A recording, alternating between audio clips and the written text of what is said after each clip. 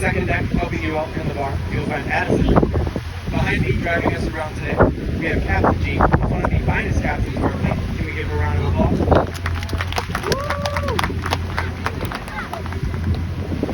And lastly, my name is Reagan, and I'm going to be your tour guide today.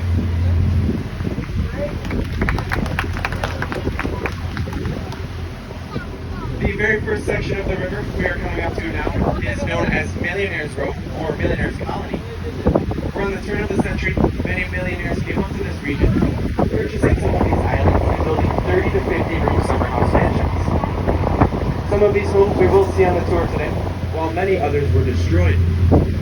Back during the Great Depression, homeowners intentionally destroyed their homes, burned them down by fire, and hoped to collect insurance money.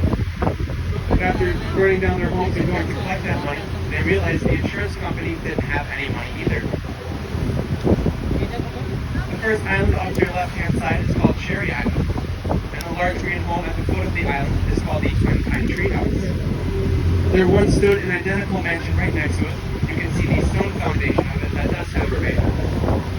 That second home was later torn down after being deemed a fire hazard because the homes were too close together. The identical mansions were originally built by Nathan Strauss and Abraham Abrams, who were co-founders of the A&S department store in New York City, which you kind of think is out of pieces. একটা minute আমি একটু video করতেছি The red room is called Casablanca, a Spanish name meaning white house. It was built in 1892 by a Cuban sugar plantation owner named Policarpus, and today is owned by the Amsterdam family. It has recently sold the third engine out for $36 million. just $6 Casablanca million. is rented out privately and is commonly used as a place for weddings.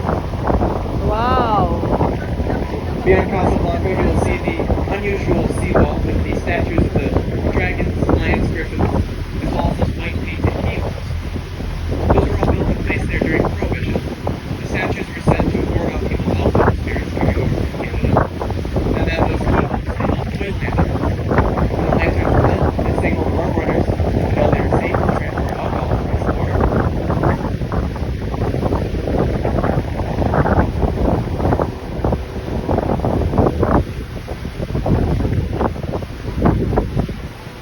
The last original home on Cherry Island is the large brown one at the head of it, and it is called the Midley Lodge. The lodge was built in 1913 by Frederick and Nellie Fraser out of Solvay, New York, and they chose this location specifically on Cherry Island to give them easy access to their favorite golf course and country club, which was the Thousand Islands Country Club. It's located just across the river over on Wellesley Island. We will pass by that golf course a little bit closer later in the tour, and I will point it out.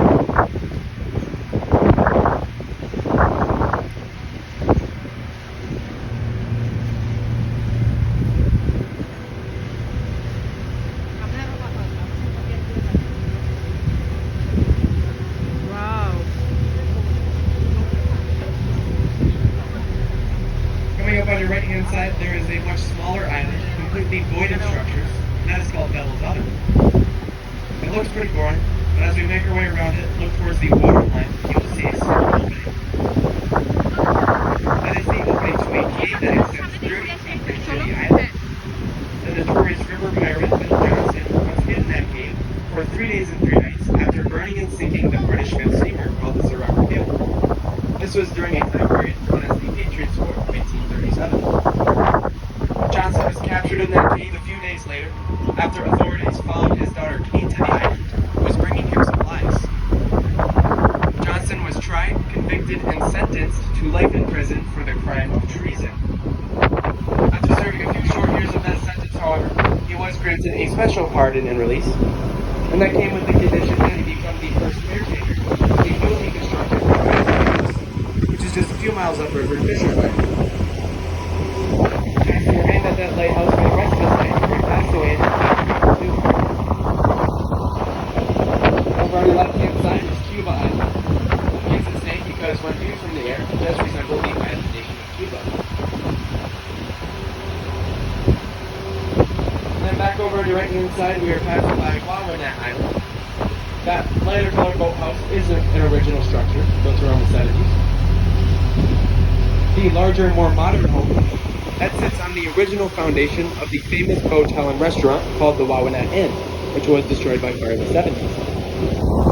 And a motel is simply a hotel, motel, holiday inn, but it is only accessible by boat.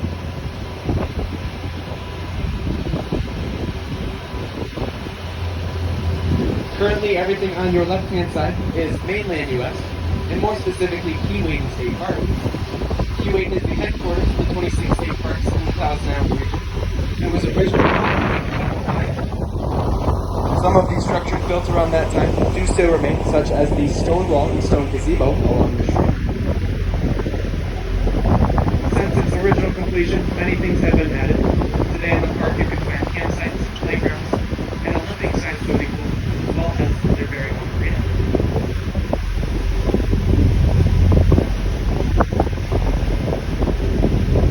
I've seen all sorts of wildlife out here, both on the islands and on the mainland. There's only one place I've been able to spot bear out here. That's over on your left-hand side on Comfort Island. I can see a few of them right now. However, they're only statues, they're not real. That large green home that sits on top of Comfort Island is called the Comfort Lodge. This was built by the Clark family out of Santa Barbara. They named it the Comfort Lodge in honor of their daughter, who did pass away at the age of 10 from diphtheria.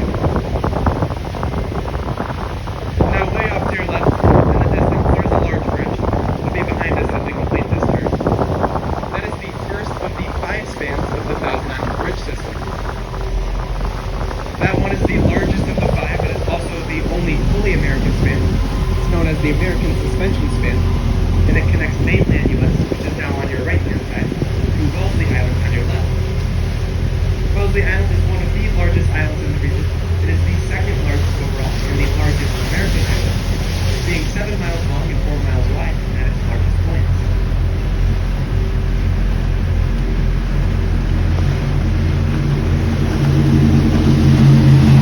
We are currently traveling through the St. Lawrence Seaway, or the Main Shipping Channel. And this seaway is the largest and longest inland navigable waterway in the entire U.S. It stretches 2,342 miles, all the way from the Atlantic Ocean to the western tip of the Great Lakes in Duluth, Minnesota. Specifically within the seaway, we are traveling through a smaller section known as the American Narrow. It gets its name because right here is the narrowest part of the seaway, being just wide enough for 730.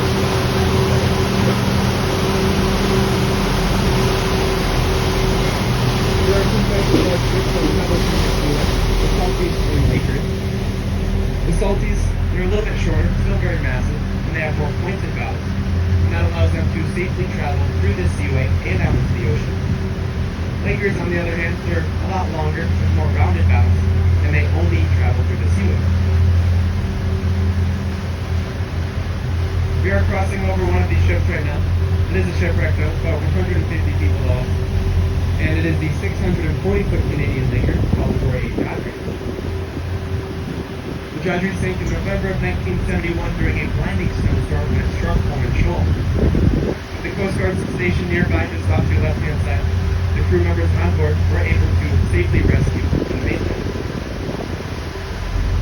The Joddrey remains at the bottom of the river today, and it serves as a very popular yet dangerous dive spot. It's considered a level 3 master dive, and it's dangerous because of it's very deep, and also this part of the river has a very strong current.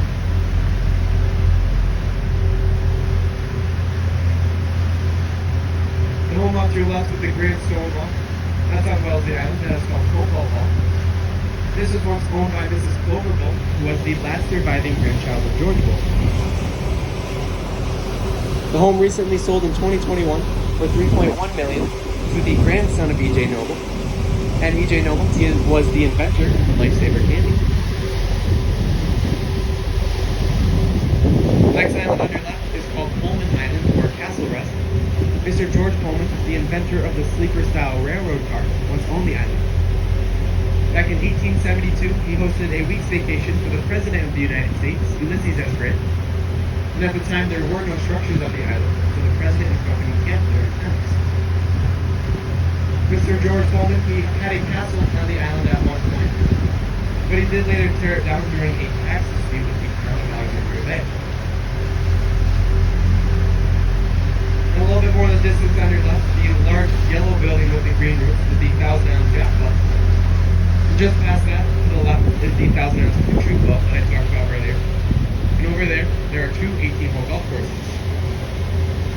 anyone on board golf? Alright, 2 of you. Well, Addison downstairs, he just went there the other day. He shot a 72. Which is pretty good. It really wasn't because he went full 10 after that.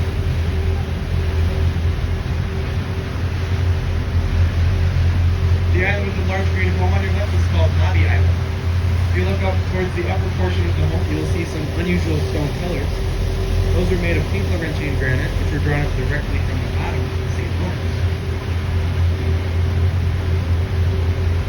This next island is called Friendly Island or Dewey Island. Mr. Paul Quackenbush out of Herkimer, New York, owned the island. He created the Empire Airlines, which today you might know as American Airlines. And his great-grandfather, he invented both the nutcracker and the air rifle. He later on sold the patent for the air rifle to the Daisy Corporation, who still sells the Daisy Red Ryder BB gun today. And it is said, Friendly Island is so friendly, if you wave to it, even the white fence will wave right back at you. Sorry, that joke's so bad it's even offensive. I wasn't the one to pick it. I'm done with that. The next island with the large white anchor, that is called St. Elmo Island. St. Elmo is the patron saint of all sailors. The anchor commemorates all of the men and women who lost their lives serving on the river. The home on top of the hill is a smaller replica of the original home that once stood and was destroyed by fire. Both St. Elmo Island and Friendly Island can be rented out today on Airbnb. Then just behind St. Elmo Island over on Wellesley Island is the Swiss Chalet. This was built by George Bolt to house the Swiss architects and engineers who helped supervise the construction of Bolt Castle. Today the Swiss Chalet is a condominium.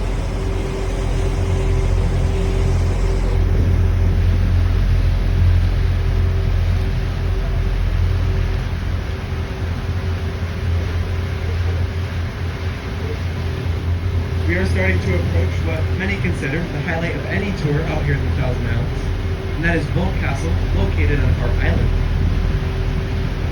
Bolt Castle was built by a man named George Bolt, and to give a little background on him, he was a Prussian immigrant who made his way all the way over to the U.S. at the age of 13. He traveled over all by himself, and when he did arrive, he ended up in New York City, and he became a dishwasher in one of the hotels there. After a few years and a lot of hard work in the hotel industry, he made his way up to a powerful management position. That's when he was approached by a group of investors, and they asked him to become the new manager for their new hotel in the city, the Waldorf Astoria.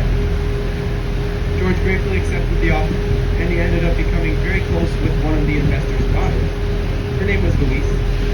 She ended up becoming his future fiancée and wife, and that is who he built the castle for.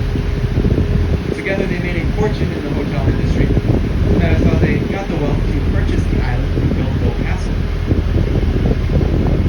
George also had a second love of his life, and that was his mother-in-law. Since there really just wasn't enough room in the castle or on the island itself, he purchased a smaller island off to the left, and he built that from house just for her. And as you can see, all of the exits do lead directly to the freezing St. Lawrence. It is said that his mother-in-law was a chronic sleepwalker. That island today is called just Room Enough.